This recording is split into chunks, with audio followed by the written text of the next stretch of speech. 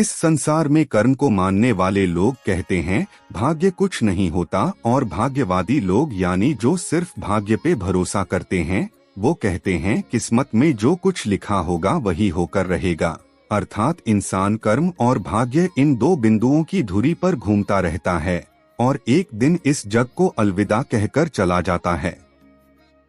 तो चलिए भाग्य और कर्म को अच्छे से समझने के लिए आपको एक कहानी सुनाते हैं। एक बार की बात है, देवर्षि नारद वैकुंठ धाम गए। वहां उन्होंने भगवान श्रीहरि विष्णु को प्रणाम किया और भगवान से कहा, हे प्रभु, पृथ्वी पर अब आपका प्रभाव कम हो रहा है। धर्म की राह पर चलने वालों को कोई अच्छा फल नहीं मिल रहा और जो पाप कर रहे हैं उनका सब भला हो रहा है। उनके जीवन में आनंद ही आनंद है।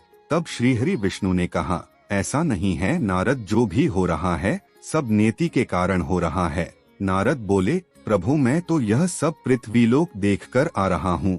पापियों को अच्छा फल मिल रहा है और भला करने वाले, धर्म के रास्ते पर चलने वाले लोगों को बुरा फल मिल रहा है। श्री विष्णु भगवान ने कहा, नारद, कोई ऐसी घटना बताओ जो तुमने देखा हो। तब नारद जी ने कहा, अभी मैं पृथ्वीलोक के एक जंगल से आ रहा हूँ। मैंने देखा कि वहाँ एक गाय दलदल में फंसी हुई थी, कोई उसे बचाने वाला नहीं था। तभी एक चोर उधर से गुजर रहा था।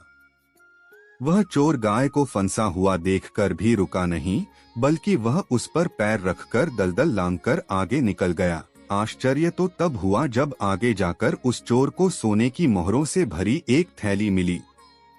थोड़ी देर बाद वहां से एक वृद्ध साधु गुजरा। उसने उस गाय को दलदल में फंसा देख उसको बचाने की पूरी कोशिश की। साधु ने अपने पूरे शरीर का जोर लगाकर उस गाय को बचा लिया, लेकिन मैंने देखा कि गाय को दलदल से निकालने के बाद वह साधु जब कुछ दूर आगे गया तो एक गड्ढे में गिर गया। हे प्रभु, अब आप ही बताइए यह कौन सा न्याय है। देवर्षि नारद की पूरी बात सुनने के बाद श्री हरि बोले, यह तो सही ही हुआ नारद। जो चोर गाय पर पैर रखकर भाग गया था उसकी किस्मत में तो पहले से ही एक खजाना था, लेकिन उसके इस पाप के कारण उसे केवल कुछ मोहरें ही मिली। नारद बोले, परंतु प्रभु, बेचारे उस साधु ने तो कोई पाप नहीं किया था, फिर उसे गड्ढे में गिरकर मृत्यु क्यों मिली।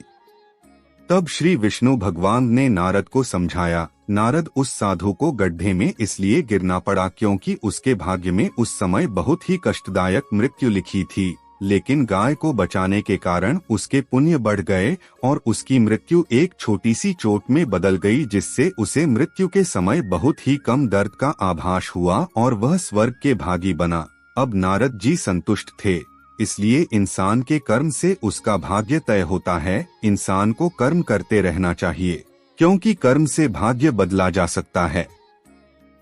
गोस्वामी तुलसीदास जी ने भी कहा है, कर्म प्रधान विश्व रचि राखा, जो जस कर ही सो तस फल चाखा।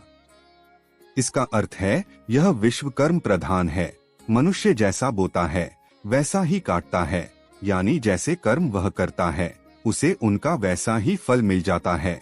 यहाँ कोई भी हेराफेरी नहीं होती, यह सीधा सा गणित है। अच्छे कर्म करने पर सुख समृद्धि मिलती है, इसके विपरीत बुरे कर्म करने पर दुख और परेशानियां ही मिलती हैं।